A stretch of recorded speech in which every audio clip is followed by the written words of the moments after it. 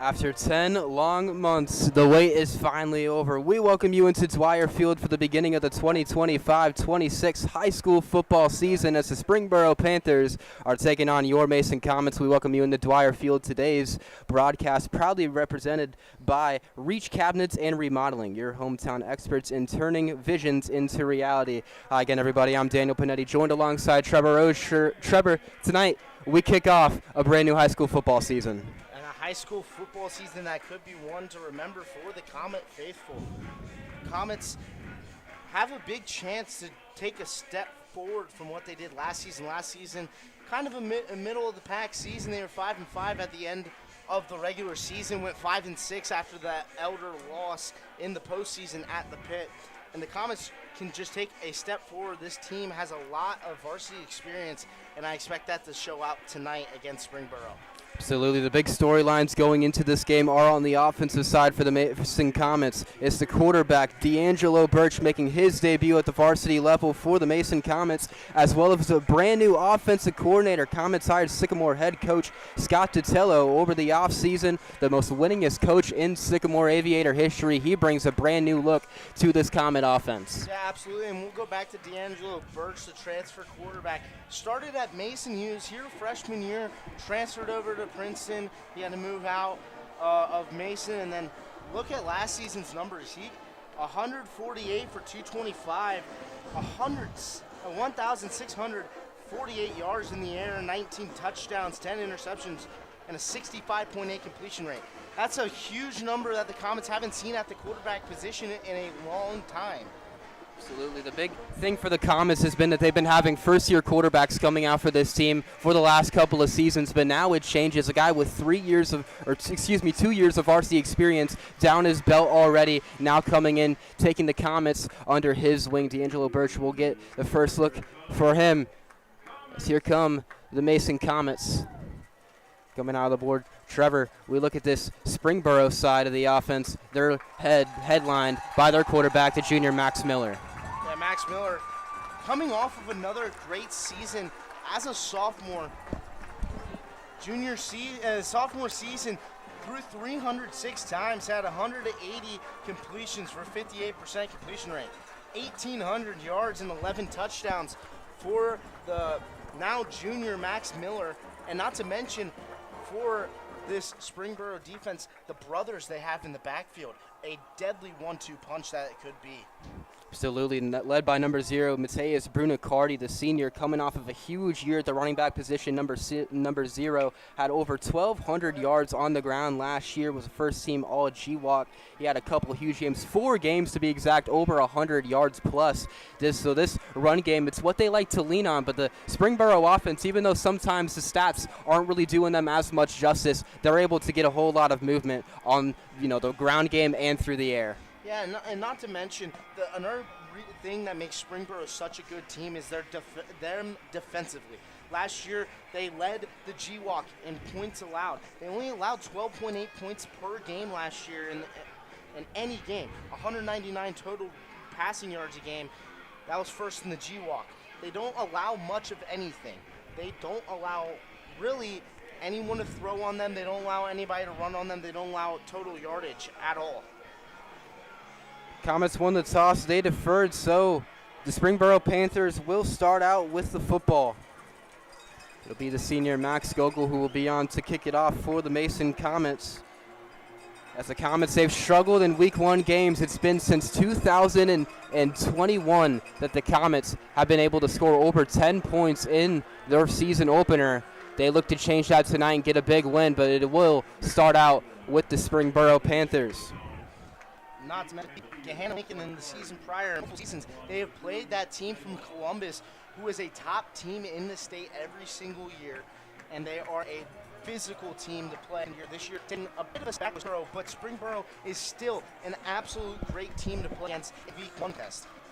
We go with the kickoff. Max Gogol, another year on varsity in his senior year. He kicked for them in his sophomore year, kicked for them last year for junior, and then something they're good at. Defensively, they have been sound for the last 2-3 years, and it all is led behind the senior captain, Alex Brown. Absolutely, Trevor. This is one of the best front sevens that the Comets have coming into a year, led by guys like John Hendricks, Juan Bates, obviously. Gogol with the kick. We are off for the 25-26 high school football season. It's a touchback. Got by number 2, the Springboro Panthers. We'll see this Panther offense as they come out. And this Panther offense, again, like you said, led by the quarterback, Max Miller, number 5, 6 junior, had a heck of a season last year as a sophomore for these Panthers. And I just expect another one of those big seasons for him. Absolutely. So we'll see. It's a junior, so he has a couple more years left on this team. Second-year starter for the Panthers.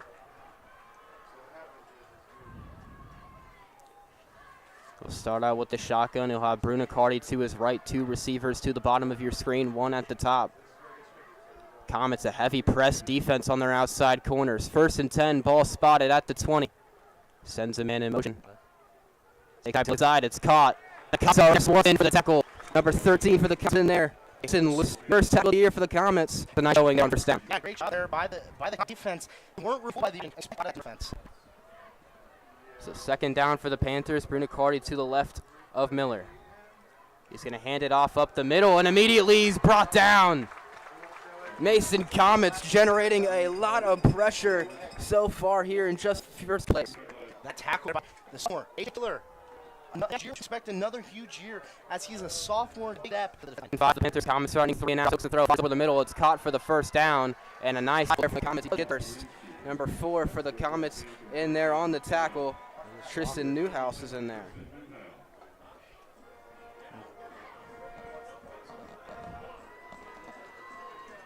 So the chains do move. They move past the 30-yard line. 3rd down. Panthers will answer. Good answer by the great plays. Gets you on the 3rd-5. He's finally brought down. Number 8 on the reception. Panthers.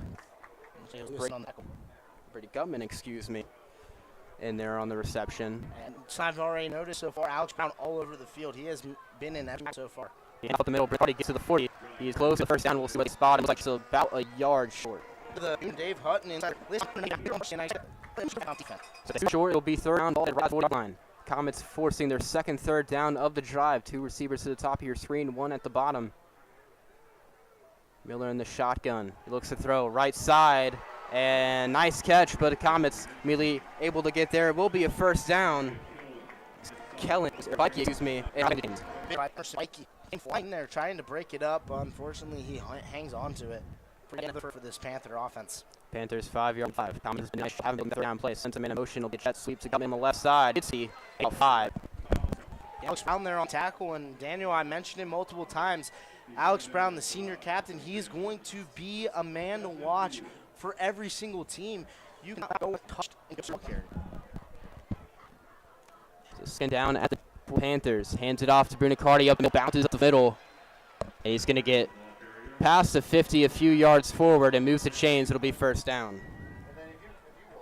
And another 1st down for the Panther offense. And, man, they are really moving it right now, aren't they, Daniel? Kind of having them way with this Comet defensive front 7. Last year for the now senior. It's why he was a first block player, over 1,200 yards on the ground. Can be a threat here as well. 10 on the Comet. They're going to hit the middle once again. And he gets to around the 40 before being taken down once again. Brian O, number 45, with the defensive tackle in there for the Comets. He'll get to around the 40 of Mason. I kind of like how the defense is working here. They're not giving up huge gains. They're only giving up maybe 2, 3, 4 yards per play. Not huge chunk plays. 2nd and about 5 to go for the Panthers. Miller looking to the left side, now has to flush out, looking to throw, fires on the run. It's caught there on the sideline. Goes the 1st down. Drew Bowler, wide receiver, gets the chair and will move the chains. Be 1st down again. That's what we points on Summit team here is corners and varsity experience, a lot of young guys out there on the edges. So 1st down, the Panthers being able to take their time here on the 1st drive. Snap action, now fires over the middle. A jumping catch there from number 4. It's for the Panthers. once more. Great designer by the Springboro Panthers. Shot at the 20. Inside carry to Bernicardi, and he slips through the just went through the Comet defense. With the play, Weinberg came around and cracked the end, and he went spinning right through the Comet defense into the end zone for the Panthers touchdown. The PAT is up, and it is all good. Man, a cool play there by Springboro, and a great opportunity all the way through the defense. And for the touchdown. The end zone. See what this Comet offense will have.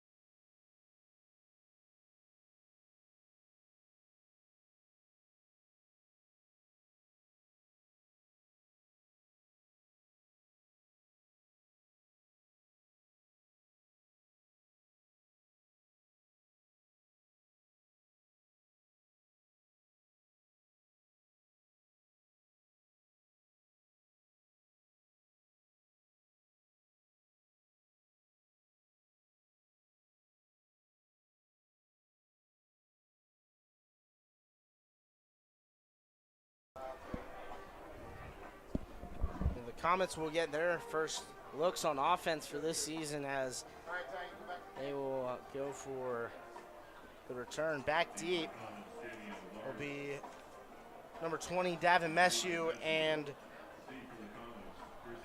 Jamian Martin, number 10, back.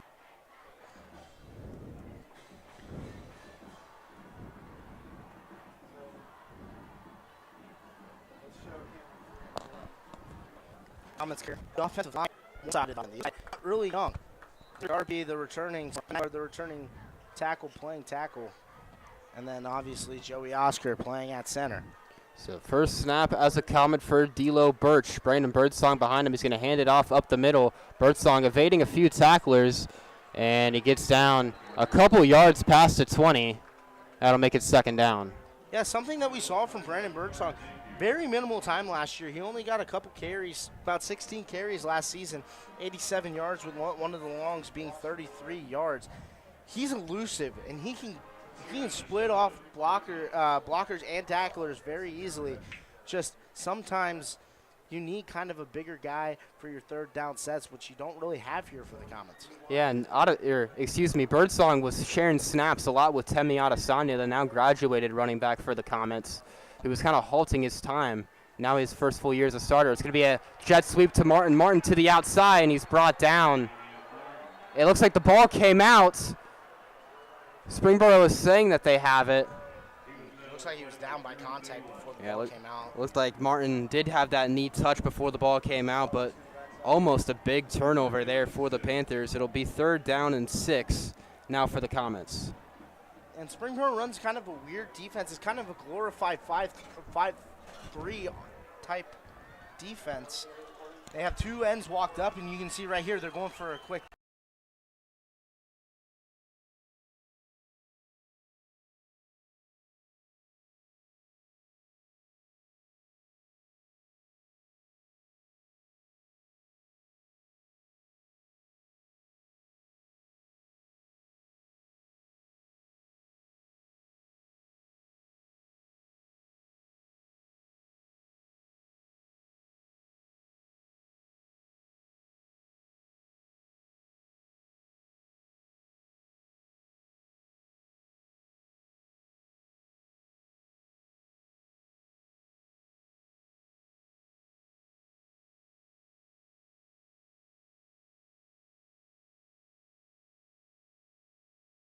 blitz. I think Birch sees it. He's going to try to check out of it. Birch looking to the sideline, trying to get some calls from Coach Kastner. It'll be 3rd down and 6. Comets trying not to go 3 and out. Safety blitz. Birch takes the snap.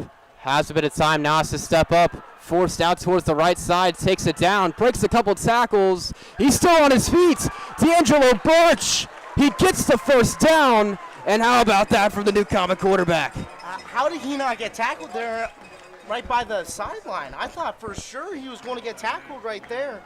Just a beautiful job being elusive there by D'Angelo Birch. Phenomenal job. And that's the type of quarterback the Comets are going to have from a guy like D'Angelo Birch. A 2-time second-team All-GMC player. What looked to be a busted play that not a lot of quarterbacks are going to get out of. Birch is able to make some plays and keep the chains moving for the Comets. Now, ball spotted 1st and 10 at the 34.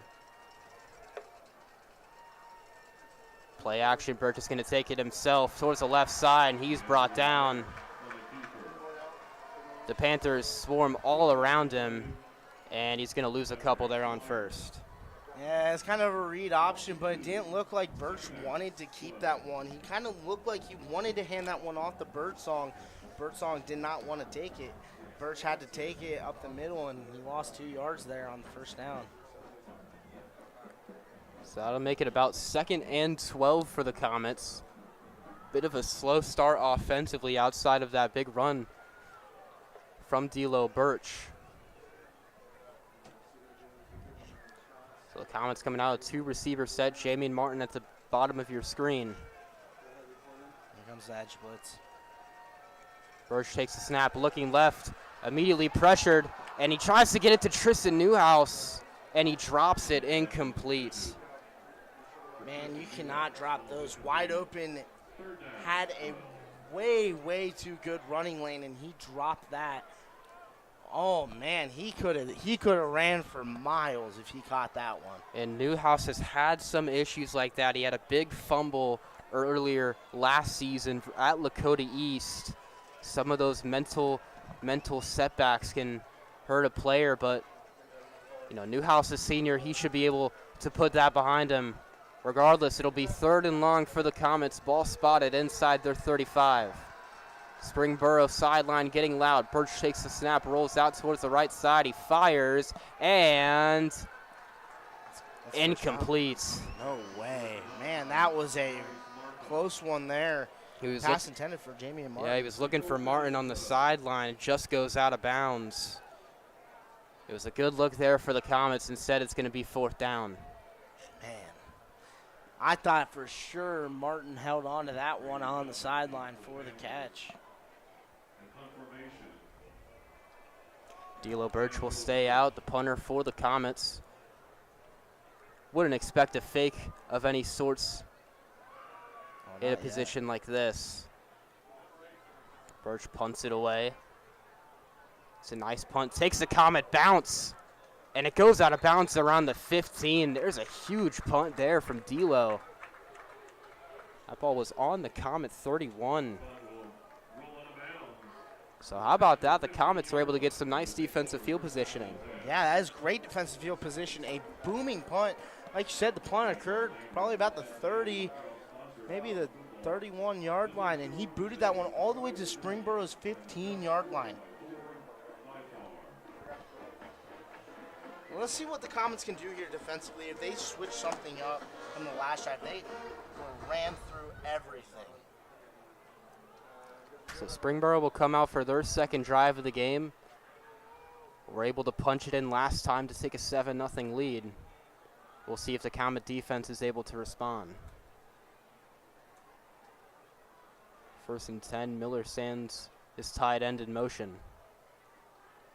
Be a pitch out to the right side, Brunicardi able to make a couple guys miss. He's finally taken down as A.J. Kaler and Alex Brown both in there on the tackle.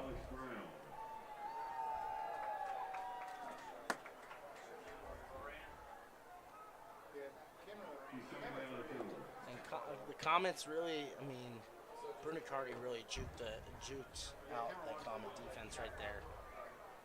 Man.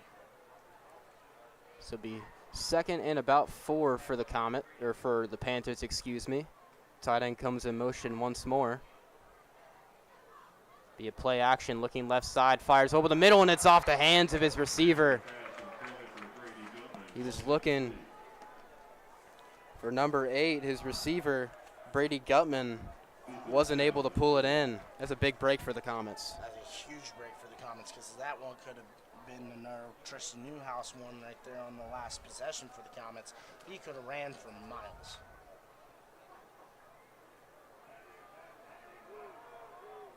So 3rd down, the Comets have been in many spots like this but haven't been able to stop.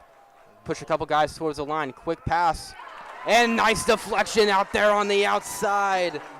Comets make a huge play there on 3rd down. Number 5, Darren Knotts, able to make a huge pass deflection, and the Comets force 4th down. Great job there by number 5, Darren Knotts.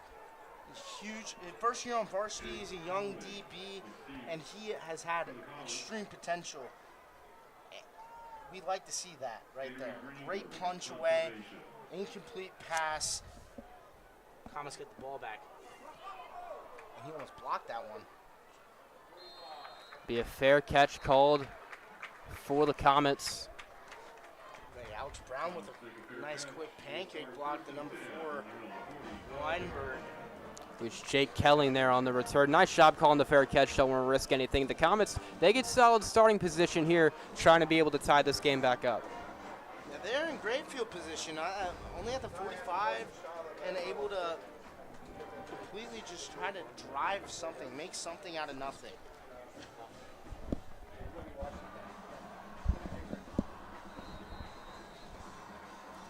So the Comets put together a little bit of a drive last time. They found themselves in a 3rd down, and D'Lo Birch, the quarterback, made kind of a last chance effort to be able to get that first. Now they have field positioning starting on their own 45. Birch looking to throw, and pressure off the outside. Number 4, Evan Weinberg, the Central Michigan commit, gets his first sack of the season. He got past 77 Lennon Aguilar, and there's a big loss on 1st down. Yeah, he beat Aguilar off the ball and beat him bad to the quarterback. Absolutely beat him bad. Now it's a 2nd and forever for the Comets. 2nd and 18. Weinberg, one of the top defensive players for the Panthers, mentioned Central Michigan commit. He was a GWAC special mention last year, looking to find himself in the first team this year. Birch calls some audibles. A 4-wide set for the Comets. Newhouse goes to the right side. D'Angelo Birch going to take it himself, and he has some room. Birch to the 45. takes a big hit, but there's a first down gain of 18. The run game for this quarterback is moving this Comet offense. And that's something that D'Angelo Birch there, he really, really, really excels in that type of formation. He motions out the back, able to fake it and take it right up the middle. It's just a great play design, and he's great at that. He takes it again to the 40, and he's taken down after around a gain of 5. Birch had almost 500 yards on the ground last year, and that's just showing, the run game could sometimes even be his secondary thing. He's been having a couple solid passes today, but we know how good he can be as a passer. The Comets putting together a nice drive here. Just about a minute left to go here in the first quarter.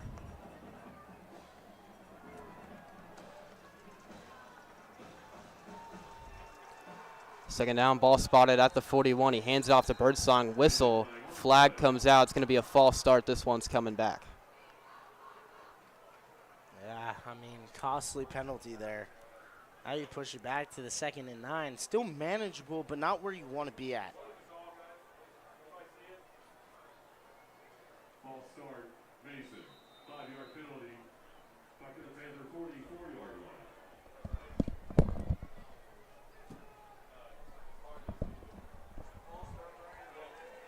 So the false start on the Comets sends them back after the 5-yard run from Birch. Takes them back to where they started, 2nd and 10. Ball spotted at the 44. Only time for a couple more plays here before the end of the first quarter. Birch going to hand it off to Birdsong, trying to cut up towards the 26. He gets stopped around the 41. His forward progress will keep him there. And he got taken a far way backwards. Isaiah Dorman, number 1, and they're pushing him way back towards the 50. It's going to be a rough position here for the Comets, but it looks like they'll just go ahead and let the clock tick out. Yeah, they're going to let the clock tick out here to end the first quarter.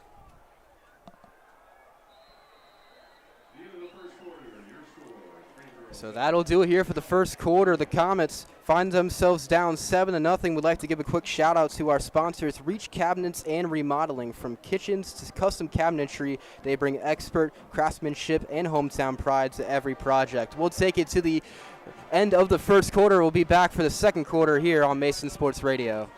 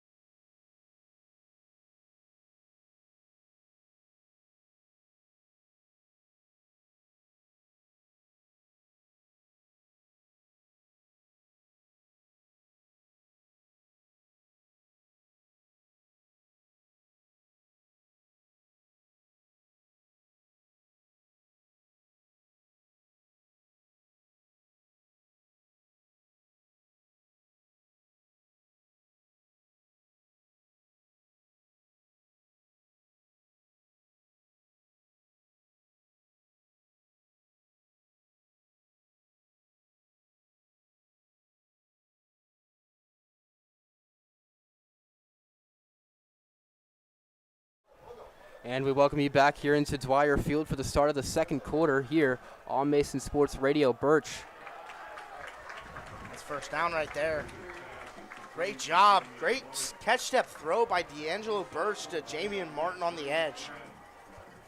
And so far, this Comet offense has been having almost a spectacular first drive, putting together first downs. And there they do once more. We're seeing a bit of a hurry-up tempo look from the Comets, something we haven't seen over the past couple of years. Yeah, might have Martin in the seam. Birch is going to take it down. He keeps it himself, tries to go up the middle, but he runs into a wall of Springboro defenders. I like that formation look and how the defense responded to that formation look. They had the 3 wide receivers to the top of your screen. Jamian Martin in the slot, and he looked like he could have been wide open on a quick fade. Carter quick little in-seam route. Carter Napier, number 25, was in there on the tackle. This spectacular defensive lineman for this Panthers defense. They'll make it about 2nd and about 9. Comets 2 wide receivers to the left, 1 at the bottom of your screen. Be second down. Birch drops back, looking to throw. Has some time. He's going to fire it way downfield. And incomplete. Pass interference there, 100%. There will be a flag. He was looking for Jamie and Martin in the end zone. But looks like the Comets will be getting some free yardage.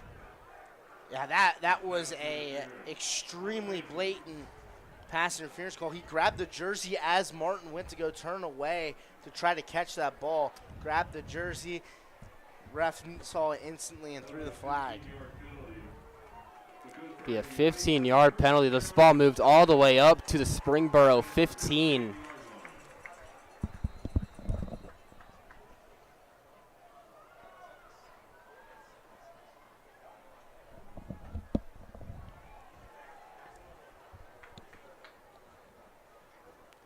So after the penalty, it'll be first down and 10 from the 15. Birch in the shotgun with Birdsong to his left.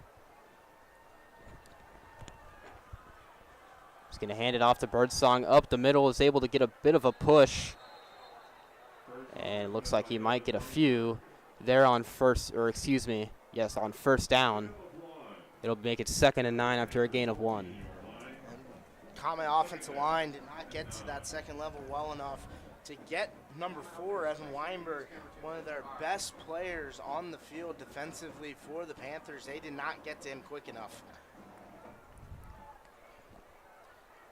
2nd down and 9 for the Comets, knocking on the door of scoring. Play action. Birch to the right side, breaks some tackles, has to go out of bounds around the 14. Won't get a lot there on 2nd, it'll make it 3rd.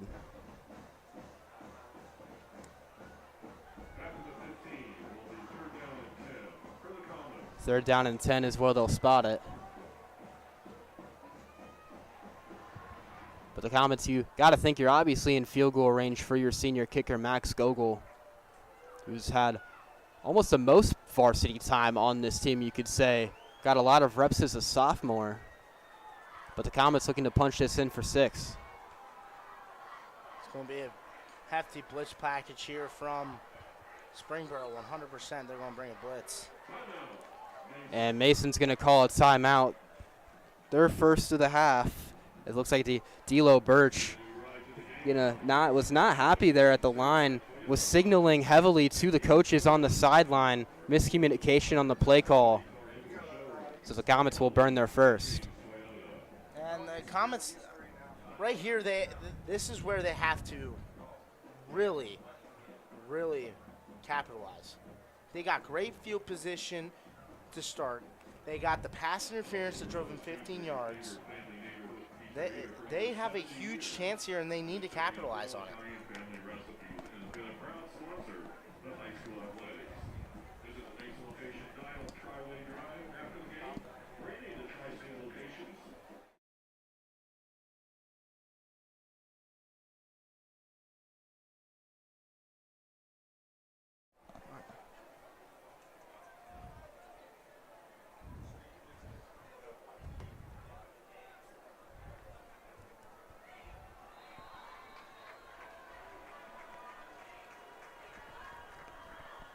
Apologize, a little bit of camera issues. Birch drops back, looks to throw, and it's deflected as he threw it. Weinberg tips the pass. He's been everywhere on the defensive side. Yeah, this junior tackle there kind of got beat on the edge by Weinberg. Able to get the deflection. But lots of faith here for the senior kicker, Gogol. Max Gogol last year, 73.3% on the year, had a long of 43. Emerson Bikey, the holder, good snap, good hold. And it looks like it might have been blocked. Springboro taking it down, and the Comets will get nothing out of the drive. Looked like a line drive kick. And there's a big missed opportunity for the Comets. They continue to be held scoreless. That's unfortunate there for the Comets. Bad break.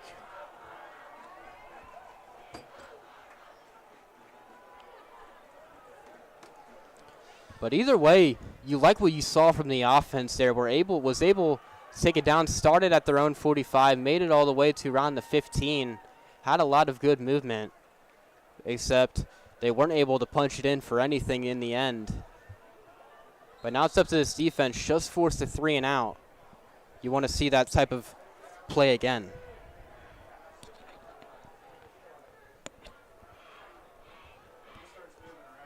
So Miller in this offense will come back out once more. We'll hand it off to Brunicardi up the middle. And the Comets are able to stop him very quickly. Alex Brown as well as Henry Berry was in there on the tackle. And immediately in the backfield was number 55, John Hendricks. The senior had a lot of time on varsity so far in his career. And he was in there immediately, unable to make any tackles or anything, but flew in that backfield quick. And Hendricks, one of the top defensive linemen on this team. Miller has some time, looks to throw. Hendricks creating some pressure. He has to roll out towards the right side, and looks like he's just going to launch this one out of bounds. It'll make it 3rd down and about 8. This Comet defense standing their ground. And in pursuit, there was number 1, Alex Brown, and again, the aforementioned number 55, Jonathan Hendricks. He was sprinting after that quarterback, same with Alex Brown. If he tried to run there, he would have been clobbered by 2 very, very great defensive talents for the Comets.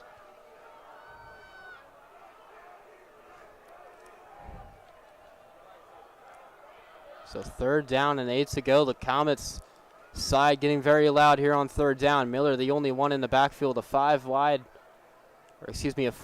look. They'll fake the jet sweep, throw it over the middle. It's caught for the 1st down at around the 45, past the 50. Davin Messu is able to finally bring him down. There's a 1st down for the Panthers. Brady Gutman, he's been having a day there at the wide receiver position. And number 20, Davin Messu, got beat off the ball real quick, and it was kind of an RPO setup. Either they give it to Brunicardi on the jet sweep or they throw the slant, and they threw the slant and got it, and he got beat off the line pretty bad. So 1st down in Comet territory. Miller's going to take it himself up the middle, has plenty of room as the Comets are able to get him down. Dave Hutton in there on the tackle. Gains about 8 there on 1st down. They'll mark it 7. It'll be 2nd down and 3. And this Panther offense is kind of rolling right here.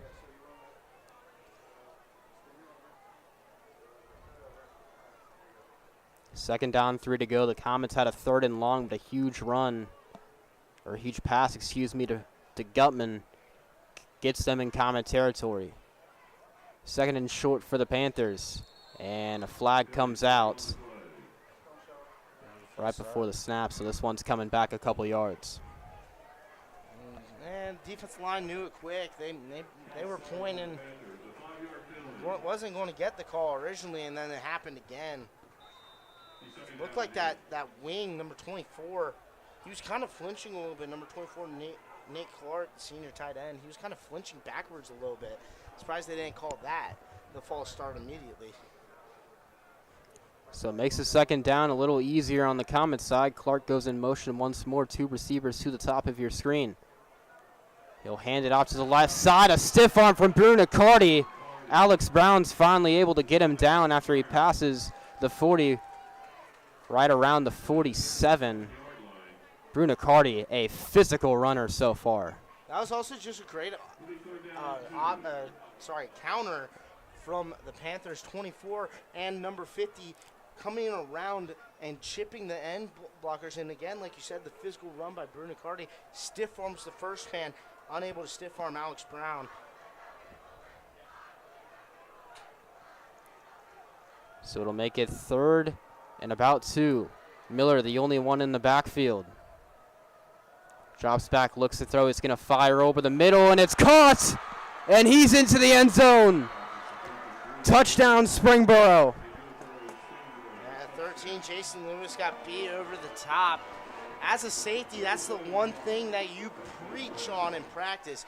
If you're going to get beat underneath. Do not get beat over the top. He got beat over the top real quick, and now it's a 13-0 game. Springboro.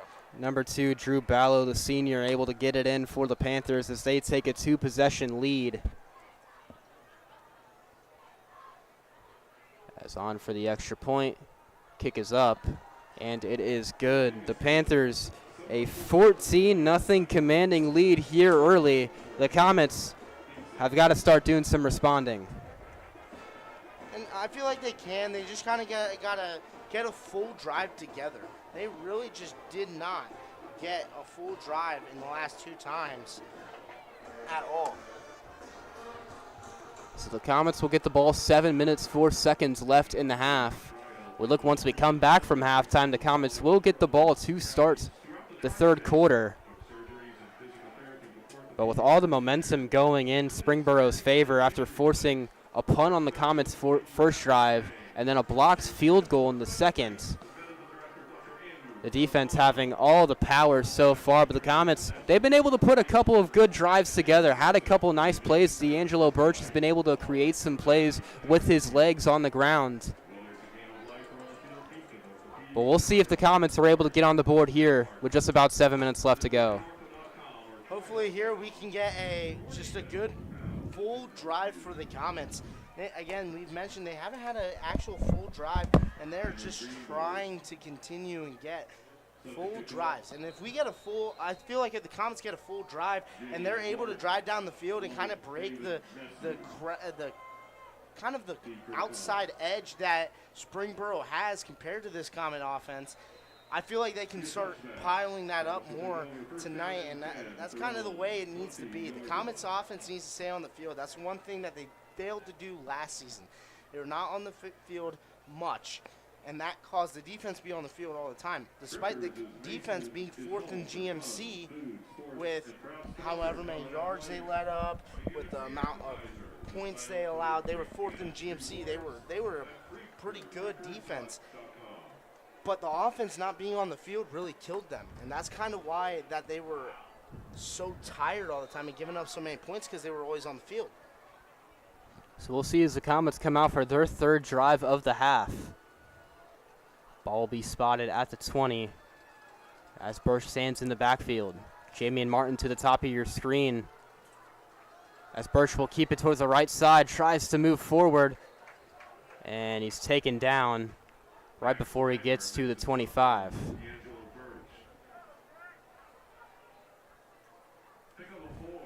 Yeah, in there was Cannon McBarry in the back, still in, and he's trying to be that elusive back. He's not the biggest guy in the world, only just about 5'6", listed on the Comet roster. He's elusive. That's what he is, and that's kind of what they're trying to get him in the open field where he can just take off and run. So McBarry checks in to the backfield for the Comets. Birch takes the snap, looking to throw, has some time. Now flushed out towards the left side of the pocket, takes it down. He's going to run it himself, and he gets out of bounds at around the 28, just about a yard or two shy of the first. It's a nice run on there. It'll make it third. Real close one here, third and about 2 or 3 yards. It's where you bring out your heavy package and you bring out a guy and you put Tristan Newhouse in the backfield and just tell him to go forward. Go forward, open up some holes, and get a running back through.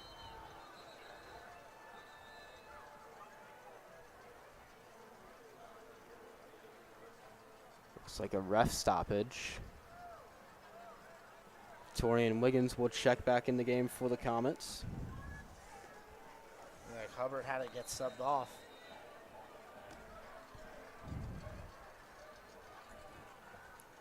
So we look 6 minutes, 8 seconds left to go. Comets wanting to take the rest of this clock down and try and punch one into the end zone here before we head to the half. You know, with 6:08 left, there's still a lot of possibility for that.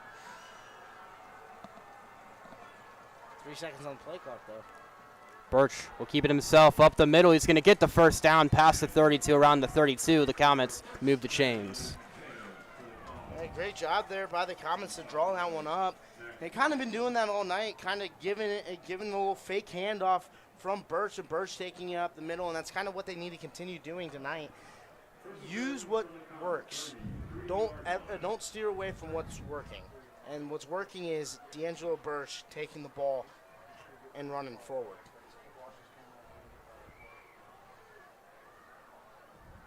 Looks like the Comets will have Tristan Newhouse in the backfield towards the right of D'Lo Birch. No receivers to the left, 3 at the bottom of your screen. First down for the Comets. Birch going to roll out towards the right side. Now looks to throw. Still looking. Pressure coming. A flag comes out. Now rolls out to the left side, and he's tripped up at the 24. Yeah, holding call. Yeah, it looks like this flag is going to go against the Comets. It will be a hold. Just a busted play there from the start.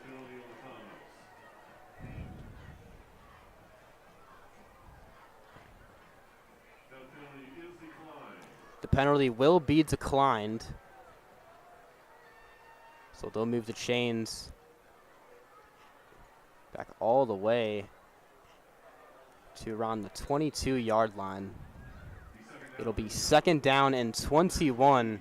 Comets have a long ways to go. Your clock dips 5 minutes, 10 seconds left and counting. And we haven't seen the Comets put the ball in the air many times. Have a feeling right now is when you'd want to start pulling that out. Birch, he's going to take it himself, immediately pressured. Has to try and make some guys miss, and then he's taken down. The Springboro defense has been generating pressure all night. Isaiah Dorman, number 1, in there on the stop for the Panthers. That makes it 3rd and long for this Comet offense. No one touched the initial linebacker that ran through the backfield. No one even touched him. No one even looked at him, laid a finger on him. He went right through that Comet offensive line and just hit Birch right immediately in the backfield as he went to go run. They need to be able to split off those double teams faster and get to that second level. That's where you get your big explosive plays. 3rd and 20 for the Comets. Birch is going to hand it off to McBarry to the right side. He has some room, and he gets to around the 30, close to where they started. But it'll be 4th and long. The Comets likely to just punt this one away. Comets should probably punt here.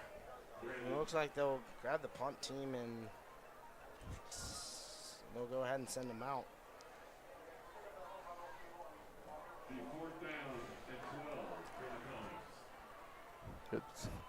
4th and 12 for the Comets. Birch stays out with the punt team.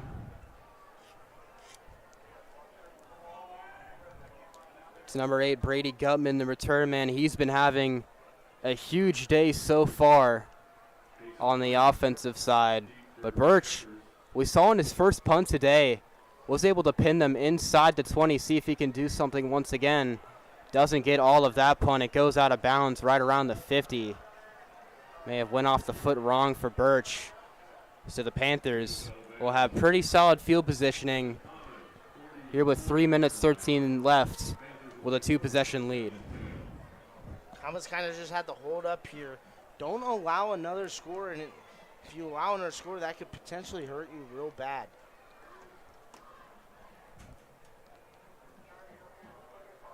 Last drive, it was Drew Ballow who connected with his quarterback, Max Miller, to punch it in for 7. The first drive, it was Bruno Cardi who was able to break off a long run to take that in for 6.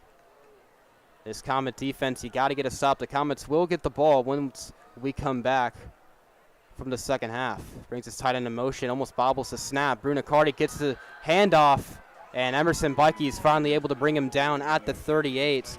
Bruno Cardi has been running all over this Comet front 7. Yeah, and the way it's been going today, Bruno Cardi is going to have himself a huge game. He's pretty much having whatever he wants with this Comet defense. He's getting to the second level, and he's making people miss and throwing people off of him. 2nd and 4 after the gain of 6 on the ground. 3-receiver look for the Panthers. Miller takes the snap, hands it off to Bruno Cardi once more, and he's going to get to around the 35, maybe the 34.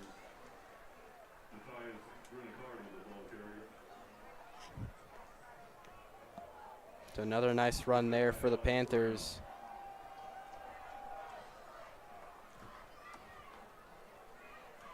It's number 95 for the Comets. In there on the tackle. It's 3rd and 1. You're in 4-down territory. Clock now dips 2 minutes, 5 seconds. Bring the house here. You bring at least 2 guys pressuring. I believe Alex Brown and Hutton should come up and blitz here. Got to think McCullough will be sending the house here on 3rd and short. Miller in the shotgun, hands it off to Brunicardi. He's going to get the first down to around the 31. The chains will move. Yeah, not enough pressure there for what he needed. They needed to bring some pressure there. They only just brought the regular 4 on the run, and they were able to get through immediately. So 1st and 10, ball spotted at the 31. Not a whole lot of time, a minute 30 for the Panthers. Still have 3 timeouts, though.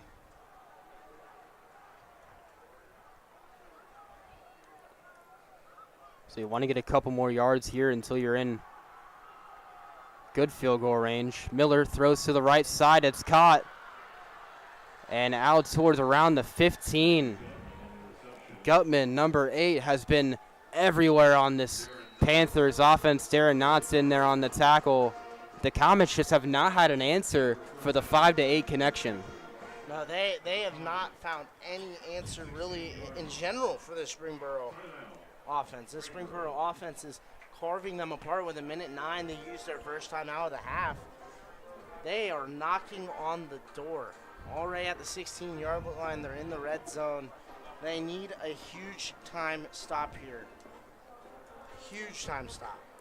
A minute and 9 seconds. Last thing you want if you're the Comets is to go down 3 possessions in your season opener here in the first half.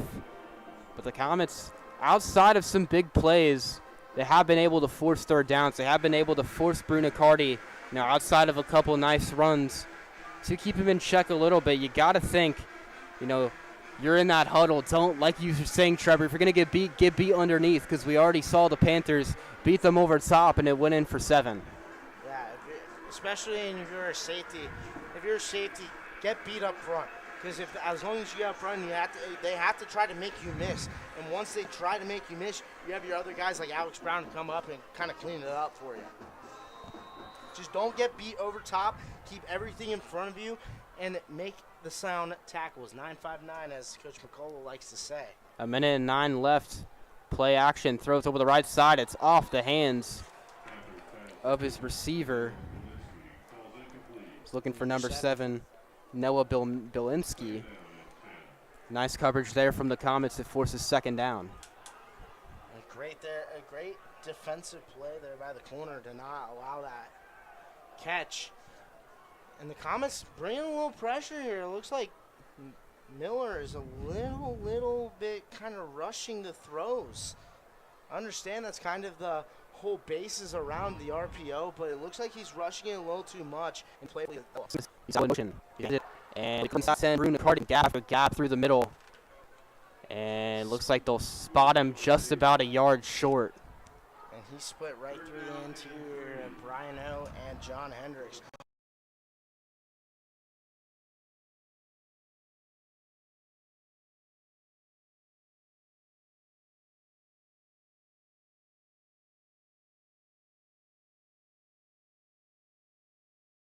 Split right through it. Man, you can't have that one happen many more times. Excuse me, it'll be 3rd down and 3 is what they will list it as. Black hole gets loud here on 3rd down. Comets looking to just force them to a field goal. Brunicardi gets it, makes a couple guys miss, and he's towards the left side and into the end zone. Some shifty moves, and Brunicardi is able to give the Panthers a 3-possession lead. They are storming over Dwyer Field here in the first half. It is 20-0. We had 3 players in the backfield for the Comets, and none of them made the tackle. One of them bouncing off. It looked like it was number 22, Ryan Fleming. Kind of bounced off of it. And, man, Comets down 3 possessions now, and 23 seconds left in the first half. It's kind of getting to that point where it's like you're really going to have to start putting together some drives, and defensively you're going to have to really start putting together some stops. The extra point by Greenberg is good. It is a 21-0 lead here in the Hall of Fame game here at week 1. The Comets, you don't have a whole lot of time to make anything happen. 23 seconds on the clock is what it is. You wonder if they just take this to halftime. The Comets, they will get possession to start the second half. Try and flip the book a little bit. But you would be thrilled if it's 7, if it's 3, if you're able to get just any points here in these 23 seconds. You know, that's an S-plus drive, but time obviously not in the Comets' favor. A kick return touchdown here for number 10, Jamie Martin, would feed for the Comets. Him and Davin Messu back for the kick return.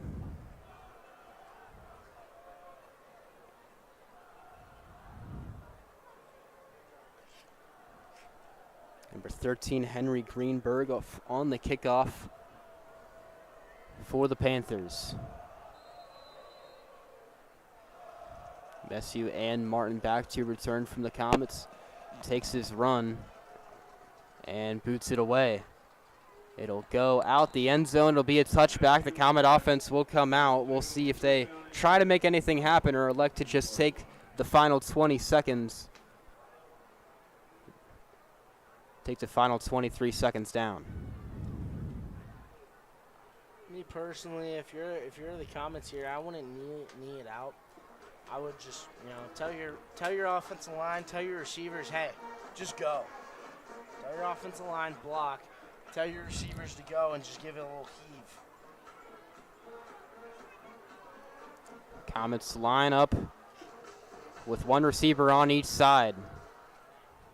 It'll be a handoff to Brandon Birdsong towards the left. He's able to get a few there, gets to the 25. Looks like a gain. Looks like they'll mark him just a little bit short of the 25 to 24.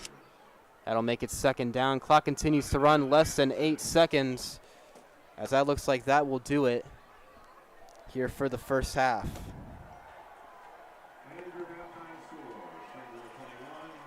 So after the first half of action, Springboro has had all the power so far, a 21-0 lead. We'll send it to halftime. We'd like to give a shout out to our sponsors. This game is brought to you by Reach Cabinets and Remodeling. Quality you can trust, craftsmanship you can see. Visit them at reachcabinets.com.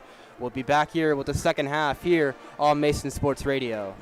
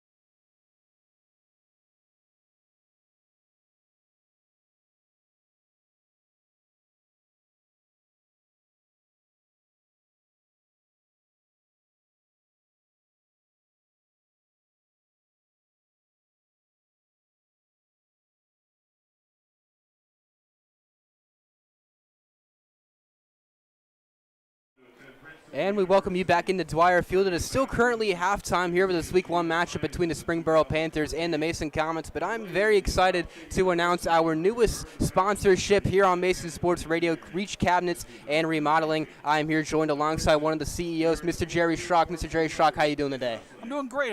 I'd be doing better if we had a little bit better first half, though, you know. Absolutely. Hopefully the Comets are able to get back in. A little bit about your company. You are one of the owners of Reach Cabinets here in Mason. What led you to come here on the Mason Sports Radio in the Mason area to come and sponsor our broadcast? Well, there may be some people out there who know me because I've lived in Mason since 1989, where I started teaching at the middle school, and I was also a football and a wrestling coach. So I've coached a lot of football games on this field where I was the offensive coordinator and also the offensive line coach. So that's kind of what I've been watching very close in that first half.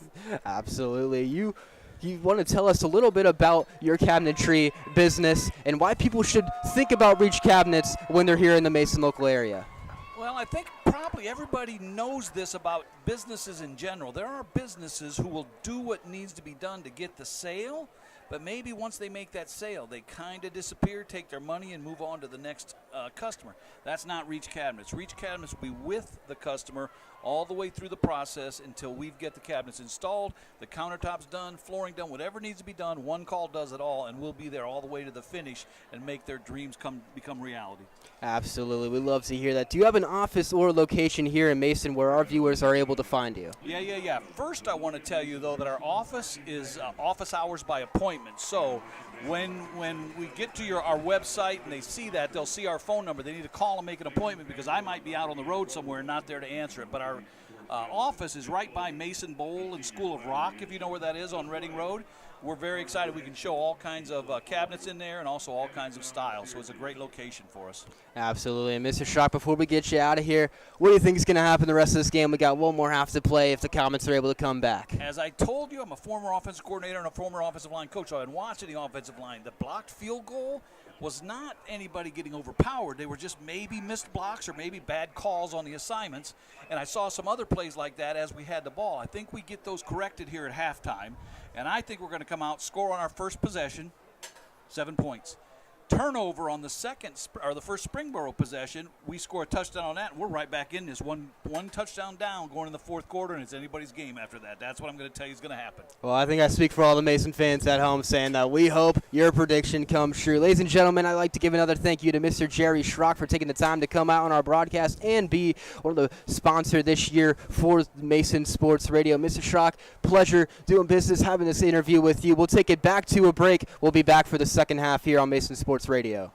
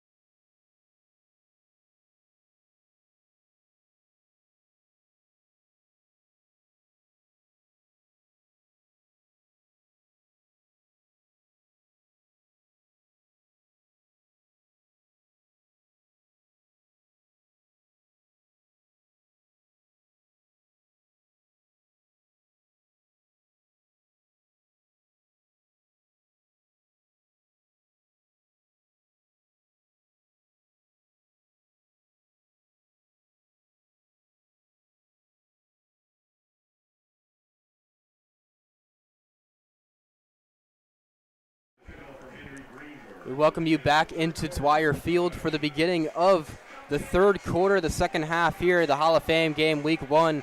I'm Daniel Panetti, joined alongside Trevor Rose. And Trevor, it's a first half that was dominated by the Springboro Panthers. Yeah, and hopefully we can see it go the other way. The Comets can come out firing. They do get the ball here to start it. Hopefully they are able to bounce back real quick. See if Coach Kastner was able to light a spark in this Comet offense. The kick is away. Comets haven't been able to return any so far today. Jamie Martin does bring this out the end zone, and he's brought down around the 20. Comets will start right around where a touchback would be. And let's see what the Comets really change up here. They were going with the quick offense. They were going with the no huddle. They were running the ball a lot with D'Angelo Birch back there behind the field, behind that quarterback. See what's going on as some score updates. LaSalle up 36-0 on Colerain. Colerain, another tough year it looks like coming for them. Fairfield up 7-0 on Wayne. So 1st and 10, Birch is going to take it to the left side on an option, gets it to Birdsong, who has a little bit of room, breaks a tackle to around the 25, goes out of bounds. And a hit almost looked like he was out. Looks like he was still a little bit inside. A big hit on Birdsong. Yeah, that could have been a close one right there. It kind of looked like it was kind of a helmet-to-helmet type contact. He got spun around, and he did get hit. He did get hit with the crown of the helmet there by number 4. I look back at the replay board on the scoreboard here. The 2nd and 5 is where they spot him. Birch looking to throw, drops way back, pressure coming, and he's taken down all the way at the 10. And the Comets keep finding themselves behind the sticks. The offense has not been able to commit anything. It's 3rd and very long. No one slid to that corner. No one slid to that linebacker that was there. No one slid at all to his side. He kind of had just free reign at the quarterback, Birch. Not something that you want to see. Now, 3rd and forever. Birch hands this to Birdsong towards the right side. Had a little bit of room to run, nowhere near the first down. That'll make it 4th down for the Comets as the offensive mishaps and inconsistency continues to halt this offensive game plan.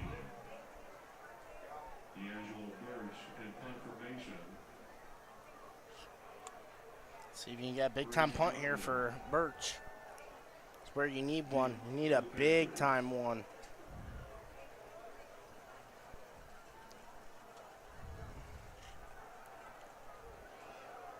Booted away, fair catch called. A little bit of a bobble for Brady Gutman trying to take it back, but it does get the Panthers starting on their own side of the field. Nice punt, a lot better than Birch's last punt. So we'll see if the defense of the Comets are able to make any adjustments here for the first drive for the Panthers. And I don't feel like this can all be blamed on the defense for the Comets. They've been on the field a lot tonight. Springboro has had the ball for a long time tonight. Can't really blame it on them. Comets offense not really having the ball much themselves. So 1st and 10, ball spotted at the 48. Brunicardi to the right side, breaks the tackle, makes some moves, and is able to get back to the line of scrimmage, gets a few yards too. As Brunicardi has been able to be elusive and physical so far. The Comets had it blown up in the backfield. Instead, he gains just a couple. Yeah, that a good play design, and the Comets broke in immediately on the pitch. They read it perfectly. They were in there. They got the first contact behind the line of scrimmage. He's just able to bounce off of it. 2nd down and 8, ball spotted at the 45. Miller throws to the left side, caught number 7 out towards the 50. He's going to be close to the first down. Looks like they'll give it to him and moves to chains. Number 7, Noah Bolinski gets the first. Another great play design by Springboro, and they've had great play designs all night. They're really incorporating the RPO and the quick passes, quick pitches over to Bernick, and just absolutely just abusing this Comet defense that does not look really prepared, real well prepared. 1st and 10 in Comet territory. Brings his tight end Clark in motion. Quick pass out towards the right side, and it's caught out towards around the 35. Gutman continuing to march down this Comet secondary. He's been their number 1 guy so far today. It gets them the first down. It's not really helping that we're not getting a lot of pressure. The Comets are not getting much pressure at all on this quarterback, Miller, and he is feeling very comfortable in that pocket. And Miller's also been having that mastery of getting the ball out very quickly. He's not holding on to it for too long and just letting his receivers do a lot of the work. First down, drops back, looks to throw, fires over the middle, and it's intercepted! Emerson Bikey gets it for the Comets out towards the right side. There's the turnover you needed, and the Comets will take over. And a penalty flag in the middle of the field. Looks like it will be unsportsmanlike conduct on number 12, Juan Bates, because he pancaked Max Miller after he threw that interception, absolutely threw him to the ground. And Kastner is not happy about that one either. Oh, it's on Springboro. Be an unsportsmanlike penalty on Springboro, it looks like. Don't know what really is happening. It looked like it was on the Comets, and then it looked like it was on Springboro. They just called it on Springboro. It looks like it might go to Max Miller. So now what you would expect, an interception and an unsportsmanlike conduct against the same team. So there could be the spark that you needed if you're the Mason Comets. I mean, I guess we'll take it there for the Comets because that puts it in at the end of the run back. So that's a first down and a big-time first down for the Comets. Great job there by Emerson Bikey to jump the route. Read the quarterback's eyes the whole time. Absolutely. The secondary for the Comets steps up. They got beat over the middle on that touchdown in the first half. And that time, you could say that they make up for it, get a big interception as the refs meeting at around the 35. I don't think the Springboro coaches are not very happy about the call here, and I don't know they just call it on the Comets. Correction, that penalty was on Mason. So it does go against the Comets. What is going on here? 15-yard penalty. Pretty much negates any run back that Emerson Bikey had. So a whole lot of confusion from the officials. The Comets will have the ball first down at the 17. But Trevor, we've been looking for that big play for the Comets on the offense or defensive side all day. There you go. Hopefully that can start a big rally from this Comet team. That was it, but man, that's missed opportunity because that should not have been called against the Comets because I don't see anything wrong with it. Juan Bates just blocked the guy that was closest to him. Be a snap, hand off to Birdsong to the left side, uses the speed out to the outside, tries to stiff arm Ballo. Instead, he tackles him down. Comets won't get much there on first. Looks like they'll lose one. It was Drew Baylog there on the tackle, number 2, the safety.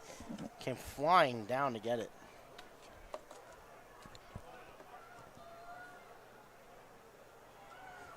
We'll see the Comet passing game has been very quiet so far today. When the ball's in D'Lo Birch's hands, it's been usually him trying to make moves with his legs. 2nd and 11. He's going to roll out towards the right side. Has to get some blocks. Now reverses field out towards the left side. Still on his feet. Out towards around the 16. Kastner's letting his O-line hear it right now. He is not happy at all. He is very livid.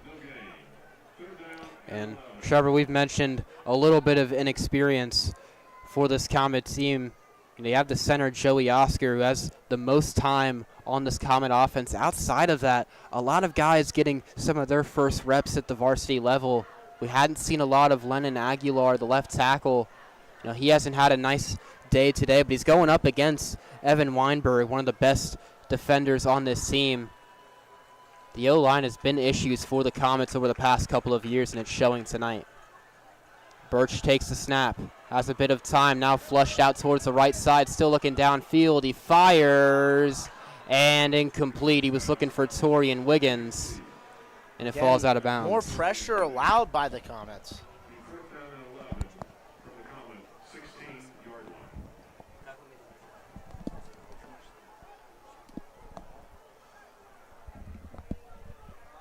And Kastner is letting him have it down there on the sideline. He got beat on the inside too, which allowed more pressure for Birch. Well, Birch will be back in punt formation.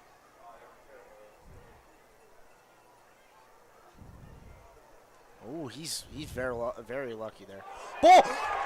Comet ball! He muffed the punt and it goes Comet way. Wow, what a job and a pickup there by number 7. It looks like Alex Silly. Alex Silly, the long snapper, first one down there, he botched the punt return, and it ends up right in Silly's hands for a Comet first down. Back-to-back big-time plays for the Comets, and what could be potentially game-changing. So the momentum is starting to really turn in the Comet favor. You could say it was not a great offensive drive there from the Comets, but you get that boost again. You had that interception from Emerson Bikey. You get the punt downfield. You're able to get the ball back. You just flip the field. You're in Springboro territory. You got to convert if you're Mason here. Got to get something on the board at some sort of points. Field goal won't do you much, but field goal is something.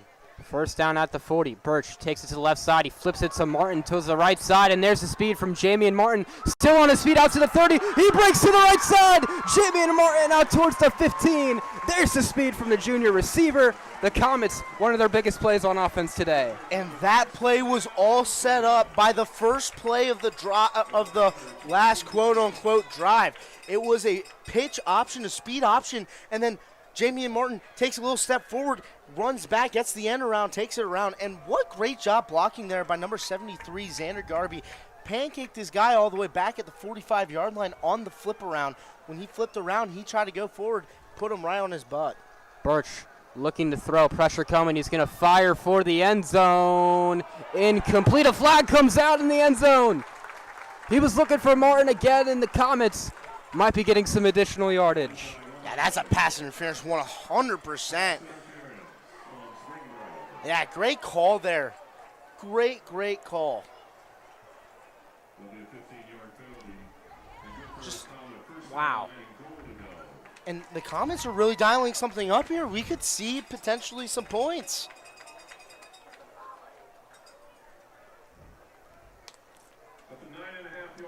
So the Comets, a huge drive thanks to a big run from Jamie and Martin, and then a pass interference, looking to get their first points of the game. Birch, play action, rolls to the left side, has to beat out a defender. He's going to fire out for the left side, and incomplete. Look to be looking for Jamie and Martin once again. He's been Birch's favorite target. Instead, he'll make it second down. I mean, Birch was in some distress there, but luckily he was able to kind of get away from it.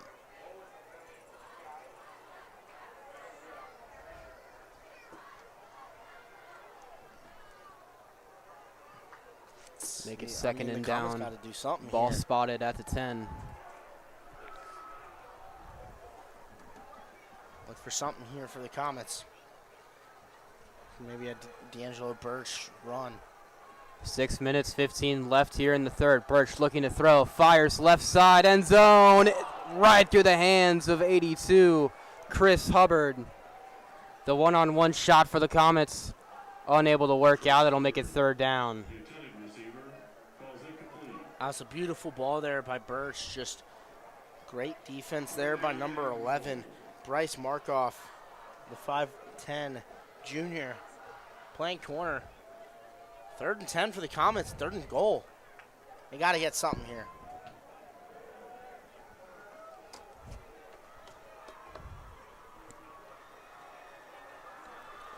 Third and 10, ball spotted at the 10. Comets closest to the end zone that they've been all game. Birch running towards the right side. He's going to run it himself towards the 5, getting close. He doesn't get into the end zone. He's going to be just about a yard or two short. Oh, here come the big men. Looks like Alex Brown, John Hendricks, and Juan Bates all checking into the game. Absolutely. You're bringing in your big guys. Fourth down. It's a no-brainer to go for it here. It is a crowded backfield. 2 fullbacks. Birdsong behind D'Lo Birch. Takes it, hands it off to Birdsong, and he's close. Comets think it's a touchdown, waiting for the sign. Touchdown! Yeah, baby. Brandon Birdsong gets it to the end zone for the Comets. It's the first touchdown of the year. And Mason punches it in for 6. That's a great job there by the Comets. Great dial-up.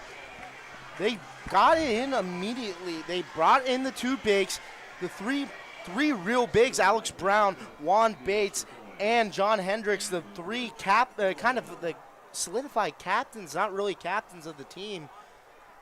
Gogol on for the extra point. He boots it through. The Comets are on the board here. 5 minutes 25 left here in the third quarter. It is now 21-7. So the formation that they ran there, it kind of brought me back to sophomore year a little bit, when Kai Wofolk was on the team. Vaughn Johnson was a captain. Quinn Brown, captain. It kind of brought me back to that, where it was a formation called Captain America. It pretty much, you put all your captains out, and you kind of just run the ball down the throat. Not that. It was kind of like that, but they brought in the 2 guys to go play offensive line. They brought an extra offensive lineman, 2 extra offensive linemen in, really, and they were able to punch it in. That's something that they need to continue doing. That's something they need to do in these short yardage situations. 3rd and 1, 4th and 1, goal line, all that. They need to just bring in these big guys and just get extra push. Kind of what the Eagles do. Push. But obviously that's not legal in high school. You're not able to push on the quarterback. But that's kind of what they do. They bring in these extra guys, these bigger guys, to kind of get underneath the defensive line and kind of push them back. That's kind of what the Comets were trying to do there. So the Comets finally able to reach it into the end zone. We'll see the Springboro offense once again.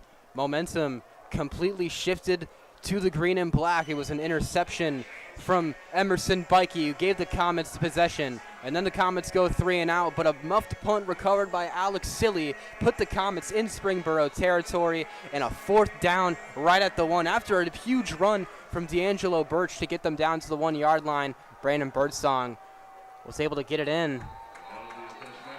It'll be a touchback.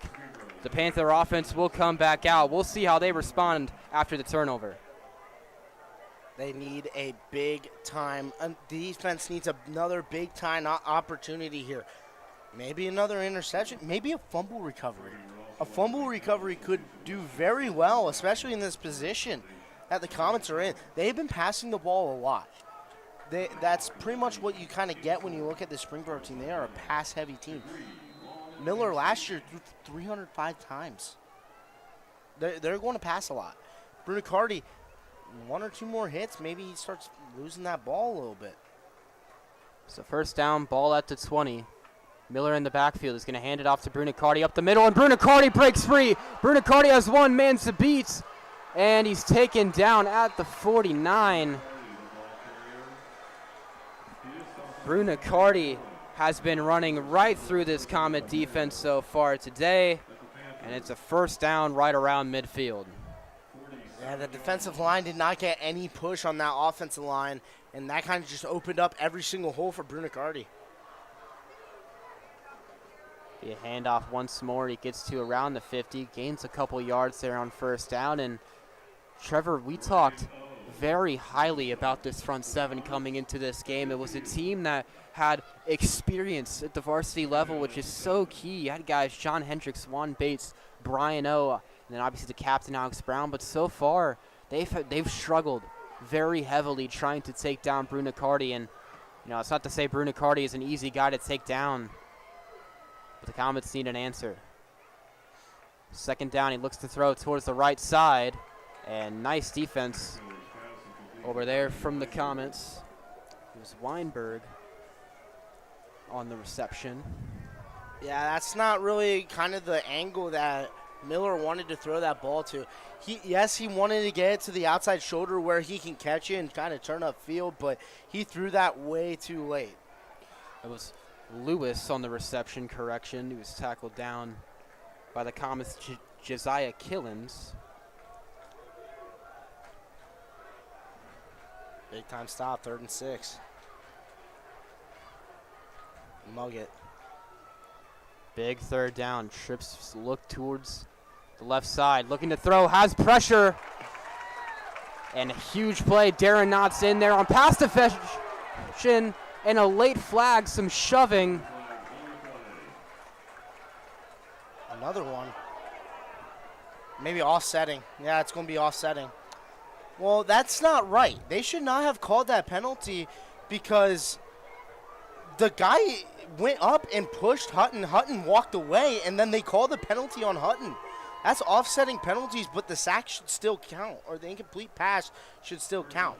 So the first one will go against Springboro. Second one against Mason. They're offsetting.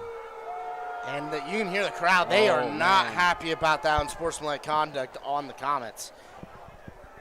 That one was called on Hutton, and I didn't see anything that was wrong with what Hutton did. Hutton walked away from the play after Alex Brown got pushed by one of their linemen because he hit Miller hard. He hit Miller really hard on that play.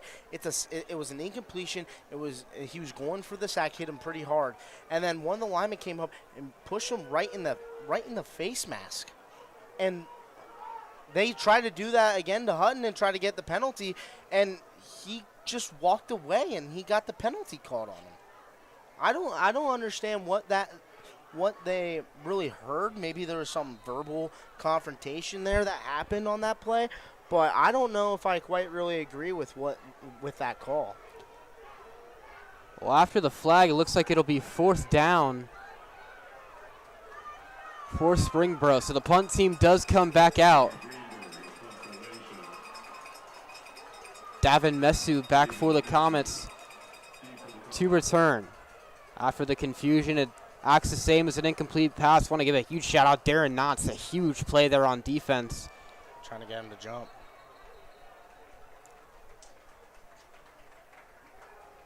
Yeah, timeout Springboro. So Springboro will call a timeout. We get before this 4th down. We look 3 minutes, 25 seconds left here in the 3rd quarter. Trevor, the Comets, who showed very little life in the first half, they're starting to climb back into this one. Maybe some Middletown action? Maybe some Middletown action here. Little callback over the last 2 years. The Comets took on Middletown. They were down 14-0 at half. This time down 21-0.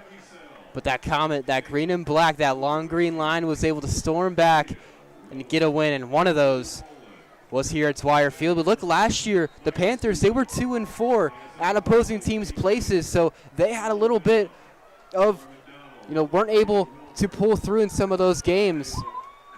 As the black hole has been starting to bring more of the energy. It's a line drive of a punt, and it hits one of their return guys, but it still takes a bounce. It should have been called dead at the 20. That should have been called dead at the 20. It hit the player. Okay, they do call it down at the 20. It hit the lineman. They should have called that immediately. But we'll go ahead and looks like an injured player.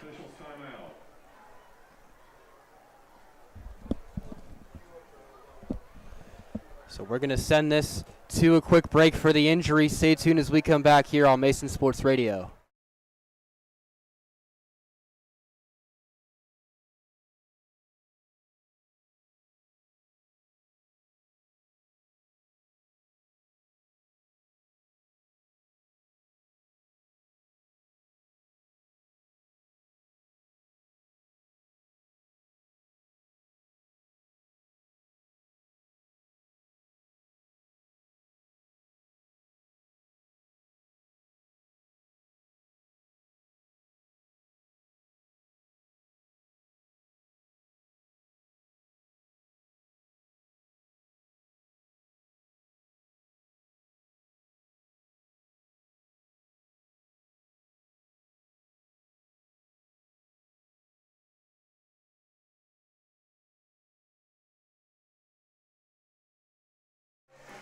After the injury, we welcome you back here into Dwyer Field. The Comets will take possession right at the 20. It is 7.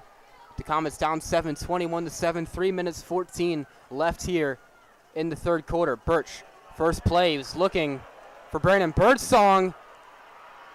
Ball still on the ground. It's a backwards pass. It was a forward pass. He threw it forward. It'll be marked second down. Yeah, he threw it forward. I don't know why they didn't blow it dead, but I mean, they will see. call it a lateral. The Comets lose 5 there on first down. That'll make it 2nd and 15.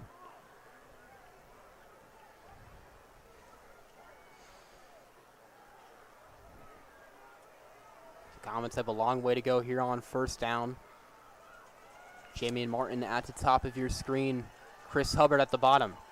Birch looking left. Has a lot of time. He's going to fire it way downfield. And incomplete. They're looking for a pass interference. That's not a pass. I mean, that one was more of a pass interference than any of the other pass interference calls in this game. I mean, he quite literally pushed him before that ball even came. I'm looking back at that replay board. He didn't even look back at the ball. That should have been a pass interference all day, every day, but see how it goes. So quickly it makes it 3rd down, 15 left to go. Comets ball spotted right around the 14-yard line. Newhouse in the backfield with Birch.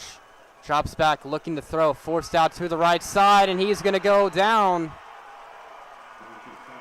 Looks like Birch thought he was able to get up on a spin, but it is another sack for the Springboro defense. It's 4th down. 4th and 25. Yeah, he ran right through Newhouse. Yeah, he ran right through Newhouse's face.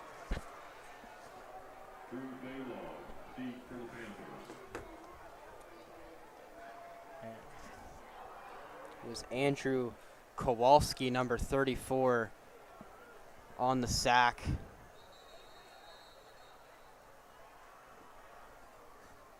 For the Panthers, a whistle beforehand. But the Comets are going to need another big punt here from Birch.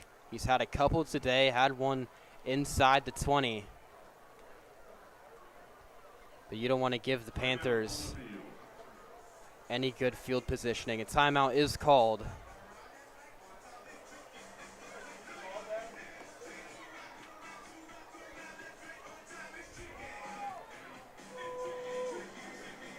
Just a quick score update around the league. Halftime at Lakota West, 7-7 Lakota West St. X. That's what a game that is. That's one of the biggest games of the league. That game is going to be a good one. It was a Springboro timeout is what they'll call it. The Comets had hosted St. X here just a couple weeks ago for a scrimmage. And the Comets went down in that.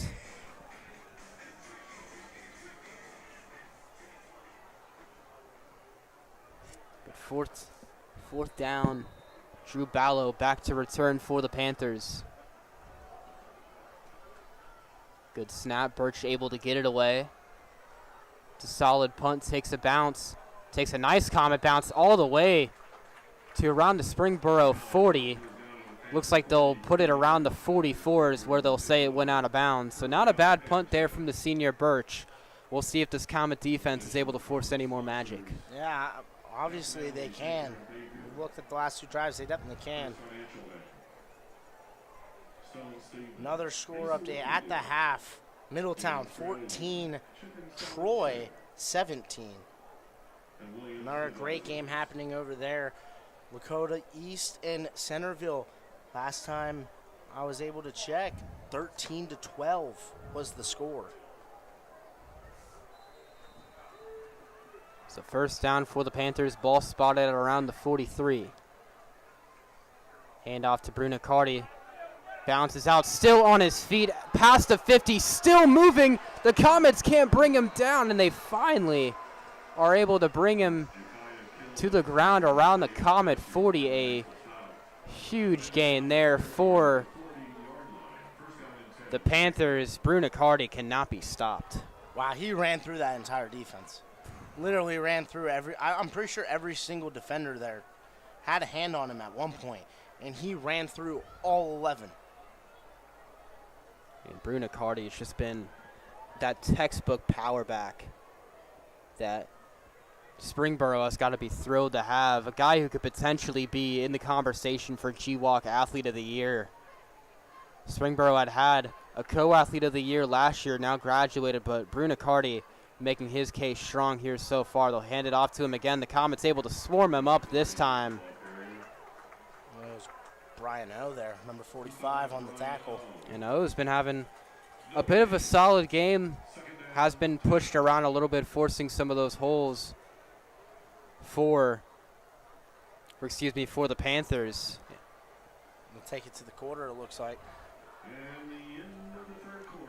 So with 5 seconds left, that'll take it to the end of the third. The Comets, only ones to score in the third. They finally get on the board thanks to a 1-yard touchdown from number 26, the junior Brandon Birdsong. We're going to take it over to a break. I'd like to give a quick shout out to our sponsor, Reach Cabinets and Remodeling, located right here in Mason. You could give Jerry a call at 513-260-2595. Once again, 513-260-2595. We'll take it to a break. Stay tuned for more here on Mason Sports Radio.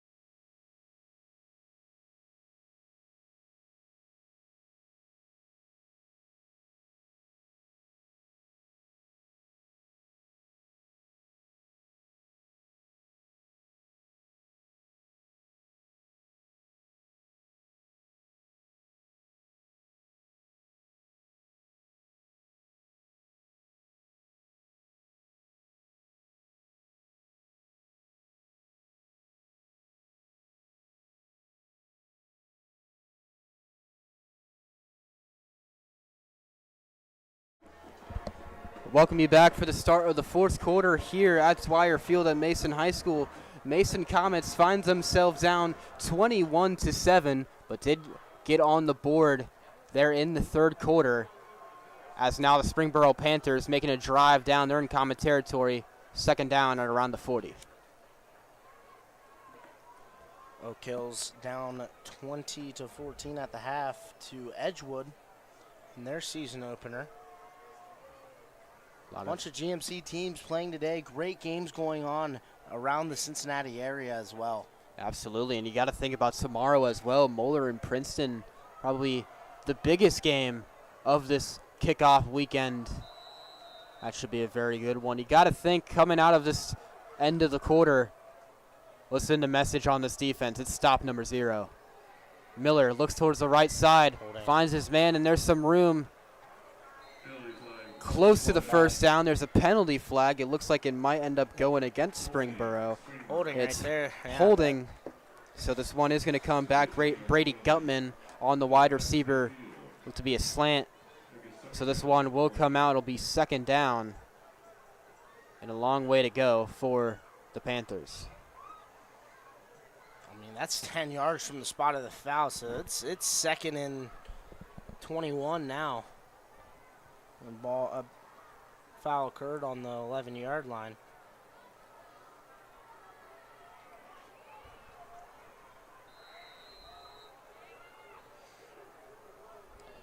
So here's a big spot for the Comets. The Panthers have to cover a lot of ground, likely to put this ball in the air, and that's where you got your big turnover earlier. Second and 20. Miller looking to throw, has some time, and it now closes. The Comets able to get in. It looks like Brian O was in there on the sack as he looks to be down. Looked like it was A.J. Kaler. Looks like A.J. Kaler, excuse me. Looks like he did fumble it, but Miller was able to get on top of it. But the Comet defense, they finally generate some pressure, and Kaler is able to make a big play there on second, forces third and even longer. It looks like it'll be 3rd and 15. Cody East up 19-13 over Centerville in the start of the second half. The scoreboard not updated. Much longer than 3rd and 15. Pocket collapses. Miller's trying to take it himself, and he's brought down. Number 20 for the Comets was in there. David Mesu. Big play from the cornerback, able to make the open field tackle, and that causes 4th down. Great job there by Mesu to get the tackle, and now the momentum is all Comets. You have 10 minutes and 3 timeouts still. You could potentially right here make it a 1-possession game. And your defense has been playing lights out so far in the second half. Just watch for the fake here. It's Kelling on the return for the Comets. 4th and 25, it's what is listed as. Punt is away. Kelling gets it at the 20, reverses field, and he's met at around the 22. The Comets will come back out to the field. We look 10 minutes, 11 seconds left in the 4th quarter. Trevor, the Comets need points. They do definitely need points and a potential huge change of events here. D'Angelo Birch has been playing phenomenal all night. The Comets offense just needs a little bit more of a quick kickstart to get down the field, score some more points. The Comets have been able to put together a couple good drives. If you're able to give D'Angelo Birch a bit of time in the backfield, let his receivers, especially Jamie and Martin, that's been his main guy today, him get open, the Comets can be in business. 1st and 10, ball around the 20. Birdsong to his left. Birch looking, fires over the middle, and it looks to be caught by Jamie and Martin around the 29. Nice pass there from Birch. Gain of what looks to be about 8 there on 1st. So we call a quick game right there. Catch, step, throw. 2nd down and 2. Comets get up to the ball quick. Birdsong steps behind D'Lo Birch. It's going to be a handoff to number 26 on the left side, and he has some room. Brandon Birdsong gets the 1st down towards the 40, and there's a 1st down. The Comets, 2 plays, they get a 1st down. Ball spotted at the 40-yard line. And again, Brandon Birdsong's not going to be a guy that will be like Temi Adesanya from the last year. Absolutely. Sky Talley 2 years ago. He's going to be an elusive guy, like kind of like your Chase Blevins a little bit. Bringing out all the old names. So 1st down will be another handoff up the middle. Birdsong gets to around the 41. Looks like he may have gained about 1 or 2 there on 1st down. They'll mark it as a gain of 2. It'll make it 2nd and about 8.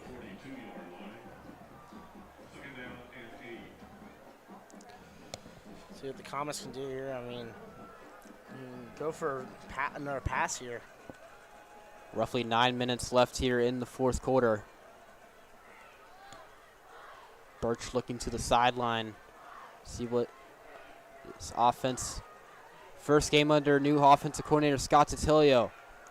Birch looking to throw, has some time. Now pressure coming, flushed out to the right side, puts his head down. He's looking to run it, gets to the 40, and he's out of bounds around the 44. Gain of a couple. It'll make it 3rd and about medium. The offensive line gave a little bit of pressure there, and Birch luckily able to escape that one. He hasn't been able to escape all night. Not all night was he able to get through like he did right there, gain about 1 or 2 yards. Hopefully they can get something. Big 3rd and 6 for the Comets. Comets look to the sideline. It's Birdsong in the backfield, Jamie and Martin at the bottom of your screen, Torian Wiggins and Chris Hubbard at the top. Martin's going to go over towards the left side. He swaps with Hubbard. As Martin, a good couple of yards behind the line of scrimmage. Birch in the pocket, has to roll out towards the left side. Now reverses once more, fighting away from pressure, stays on his feet, fires. It's caught by Brandon Birdsong, and he slips at the 42. The Comets won't get anything there on 3rd. It makes it 4th down. Trevor, what do you do here? I mean, you're kind of at the point where you kind of have to go for it. Absolutely. Birch did a nice job there of being able to keep the play alive, and he got Birdsong, and Birdsong looked to have a little bit of room. Slipped on his footing. If he's able to just make one guy miss. Birch looks exhausted. He's been having to run around all night.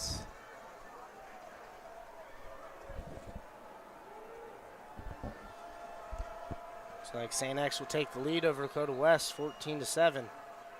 1 minute left in the third. Yeah, it looks like it'll be a tie. All these games are real close here in the opening weekend. Only games kind of out of it. Coleraine, obviously, they've had a rough last 2 years, down by a lot to LaSalle.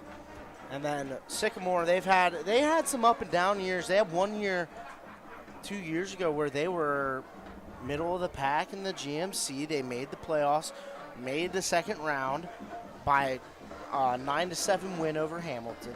And then last year they go and they win one game for their season, and they're down now. It is 44-0 to Kings. Kings just scored recently on a safety. And obviously LaSalle and Coleraine playing their yearly matchup that they've been playing for the last couple of years. LaSalle putting it on against Coleraine. But most of these games are real close. Lakota East, I mean, that game's real close. It's only a 6-point game. This game's 14, but it's been really close all night. Just kind of some unlucky stuff happened for the offense and the defense for the Comets. Big 4th down and 6 to go for the Comets. Birch in the shotgun, drops back, looks to throw, quickly fires. He's looking for Martin, and the pass is too short. It falls incomplete. It's a turnover on downs, and the Panthers will take over in Comet territory. I think Martin forgot what the route was. I think it was supposed to be a comebacker towards the sticks, and he did not do the comeback enough. So the whole play design is Birch is going to catch, step, throw, pretty much. He's going to catch. He's going to fake his eyes towards the far side of the field, and then able to flip his eyes back and throw it to Martin. Martin should be flipping back towards that sideline, towards the first down marker to catch that ball, and he was not there. It looked like he was trying to run a go. Feels like a punch to the stomach.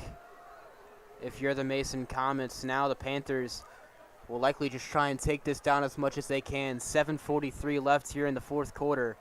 With this ball likely going to Brunicardi every play, and it'll be a read option, actually.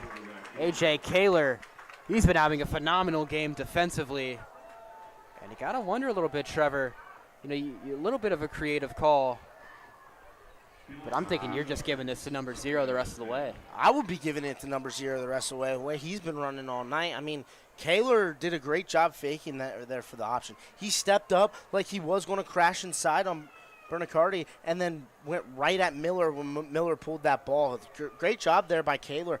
Only in his sophomore season, and he's been doing really good for the Comets in the last 2. Probably the future of this Comet defense. 2nd and 13, they're going to hand it off to Brunicardi up the middle. And the Comet defense making a bit of a stand. Brian O was one of the guys in there with a couple other defensive linemen. 3rd and 12, the Comets, you get a stop here, you're getting the ball back. You need a stop here if you're the Comets. Man, you need a big stop. But don't let Brunicardi beat you right here. He is the one that you have to watch out the most for. Not entirely take your eyes away from everybody else, but he is the biggest threat. He can catch out of the backfield. He can run. He's obviously had long runs all night.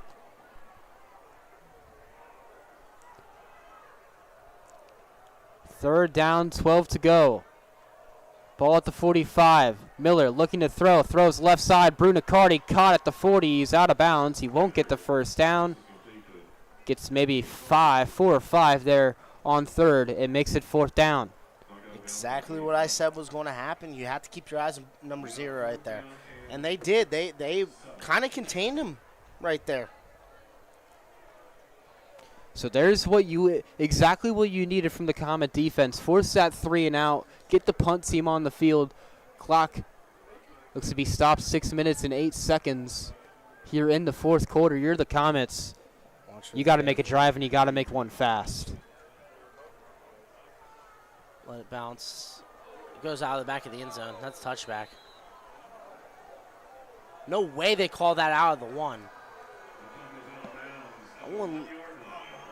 They're going to call it out at the 1.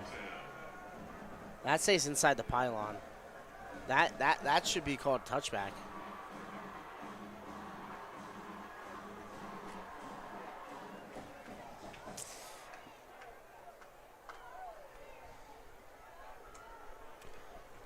And Kastner's arguing it because that definitely was a touchback.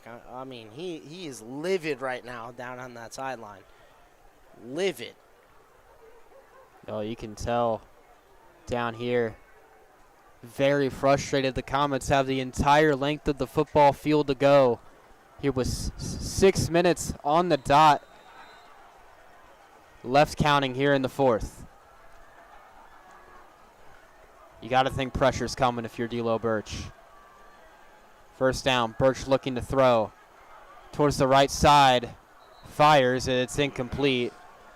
About a foot from being a safety. That was almost a Dan Orlowski moment. He almost ran out of the back of the end zone. I'll be honest, I was having that highlight playing in my head once he took a step back. But a good job there, heads-up play from Birch, knowing where you are on the field. Just gets the ball away. That makes it second down.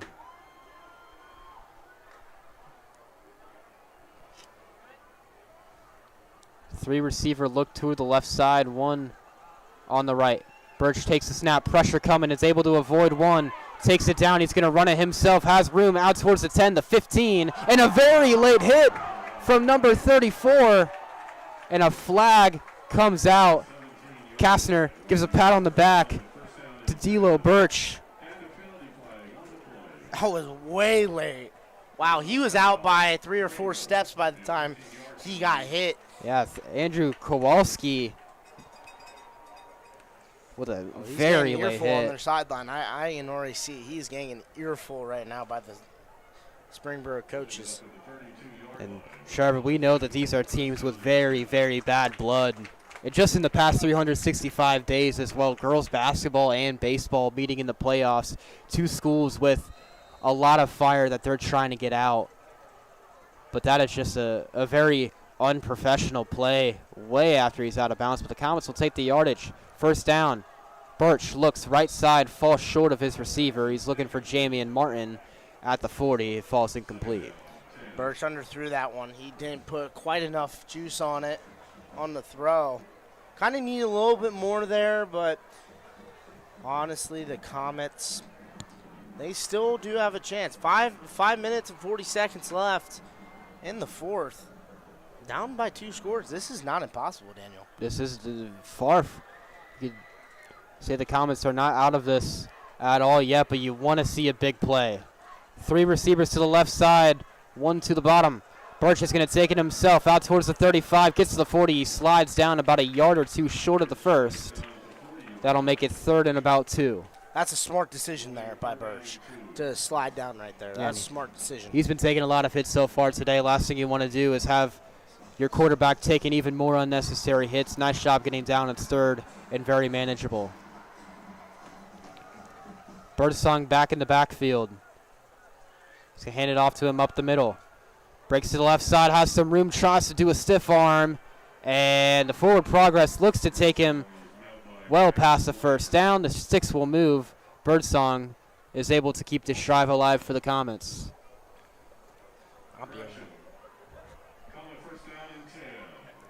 You got 5:06. And this is where that turbo offense that you practice all summer comes into play here. You're able to get on the ball very quickly. First down, Birch looking to throw. He's going to heave it way downfield for Martin, and it falls just a bit short. Call PI. A flag comes out late. Wow, they called a pass interference on that. I mean, I can agree because based we'll on take how, it. Yeah, based on how Hubbard looked up, his jersey is off his shoulder pad. Wow, it is. That left shoulder pad is taken down, or the jersey. Pass interference, Springboro. Wow. The penalties have been killing Springboro here in the second half. Yeah, and they're lucky that these pass interferences aren't spot penalties. They've had 3 or 4 of them that were in the end zone that they could be at the 1-yard line if they're spot penalties like they are in the NFL. Springboro's real lucky that they're not spot penalties. So the ball spotted at the 41. The Comets in Springboro territory. Birch looking to throw, fires left side. Incomplete. A penalty flag comes out. That's a holding. Real quick call there for the referee. And you could hear the Mason sideline there, the Mason fans. They saw the flag as well. You heard some groans. Brandon Birdsong tackled the guy in the backfield pretty much. That's pretty much what happened. He tackled the guy in the backfield. That's a holding call 9 times out of 10. Unless you're the Kansas City Chiefs, then that is not a holding penalty. That will be a first down for you. Throwing out some shots. So that brings the Comets all the way back to their own 49. 1st and 20. 4 minutes, 48 seconds left to go here in the fourth. The Comets find themselves down 2 possessions.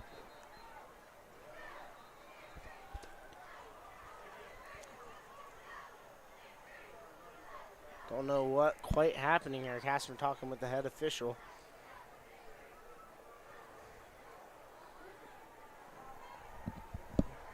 Well, Kastner's going all the way across the field to talk to the far ref.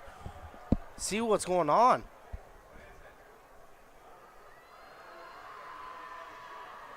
And this game has been filled. Oh, no, there's an injured player down on the far side. On the far sideline, it looked like an injured player. Oh, that was Jamie Martin. He was kind of hidden over there on the Springboro sideline, but he is running on his own power, so it looks like maybe just got the wind knocked out of him, but something very minor. Looked like he kind of ran into that bench on that far side. Ooh. That's not an inviting place to run into. No, it's an inviting place to sit down at, but definitely not to run into. I'll tell you that. I mean, me, luckily, in my playing days, never had to run into a bench. But you were sitting on it a lot. I was not sitting on it that much. Once I got up to the varsity, my sophomore year, that's when I kind of was there. I was playing a lot.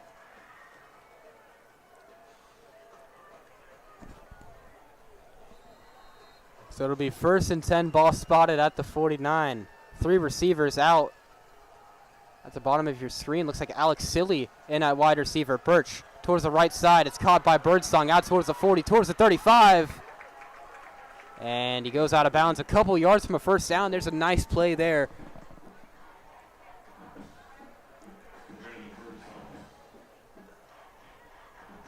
That was about a 15-yard pickup there.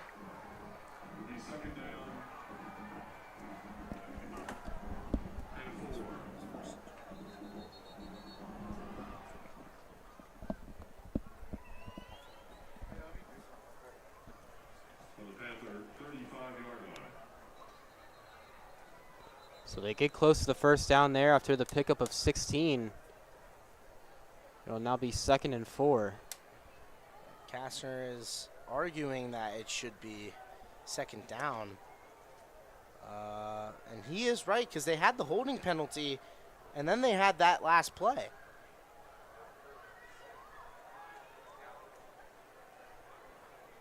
Some issues with Nope, they'll Chain go ahead gang. and keep it.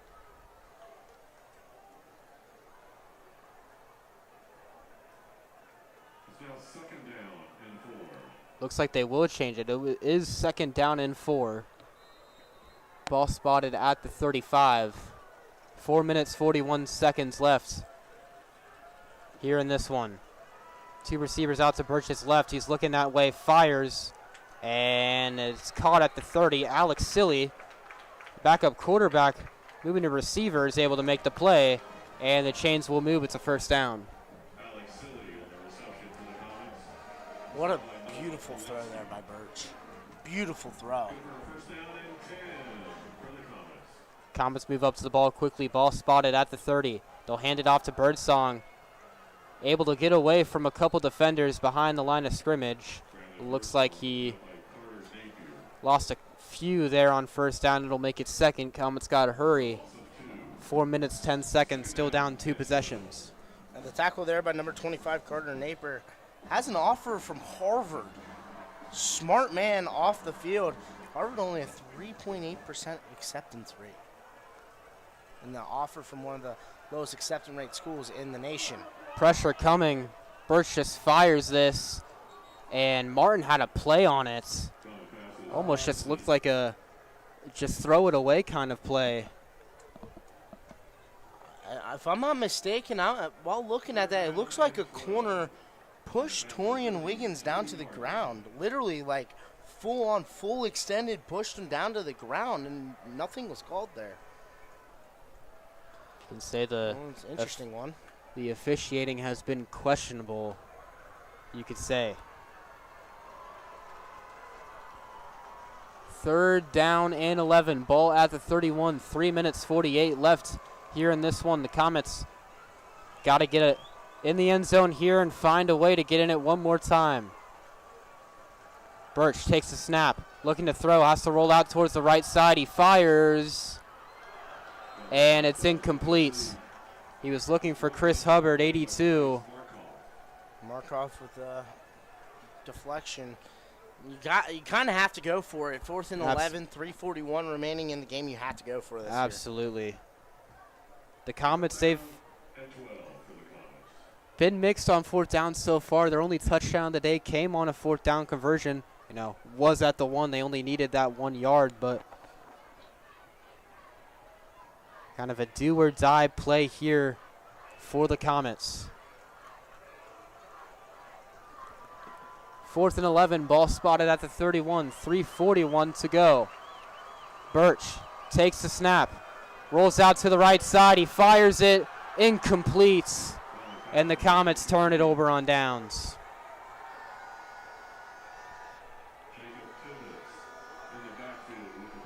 Looks like Birch got twisted up there on that play.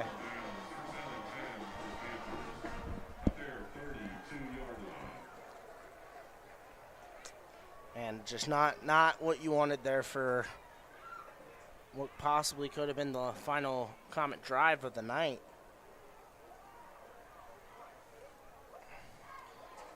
Kind of a disappointing try to finish that one. Now you give it to Bernicardi the rest of the way. Absolutely. Miller will keep it himself right at the 30. I don't think that was meant to be. It looked like there was some miscommunication there on the handoff. Miller he figured out, all right, I have the ball, and just kind of went down to the ground. I mean, sometimes it happens like that.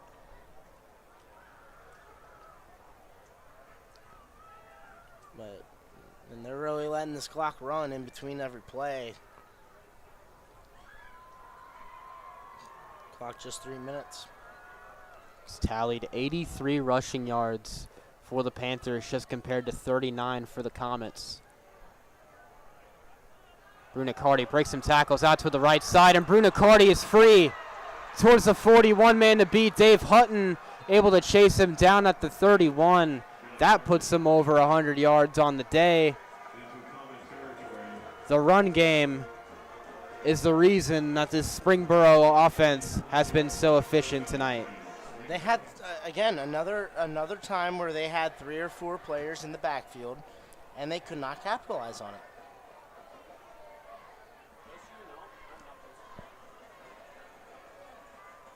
I'll post mine.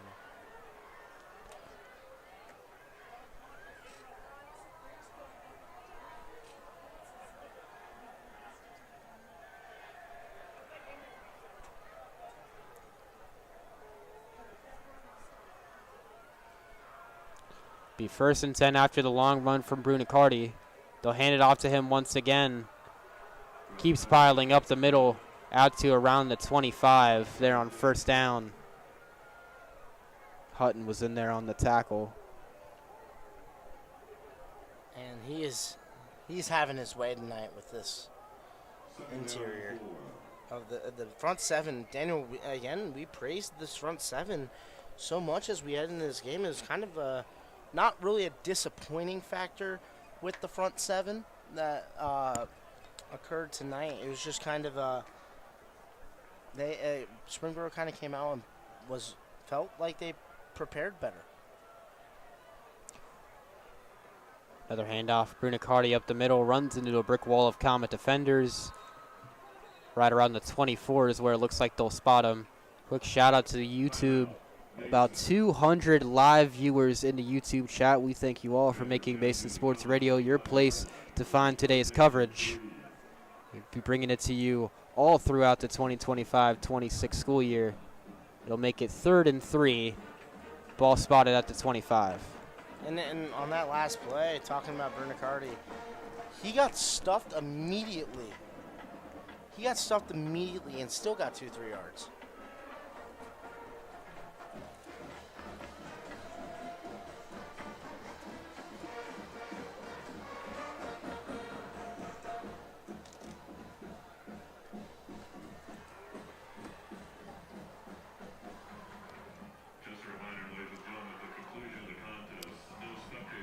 The Comets will be heading to Lakota West next week in a very tough GMC game. Coming off of what will be a tough loss here, you're going to take on one of the top teams in the Greater Miami Conference.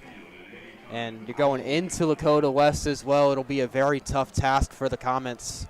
But currently right now, Lakota West is down to St. X. They are down losing currently to St. X. Handoff to Brunicardi, bounces towards the right side. He's close to a first down, gets a push. He will get the first.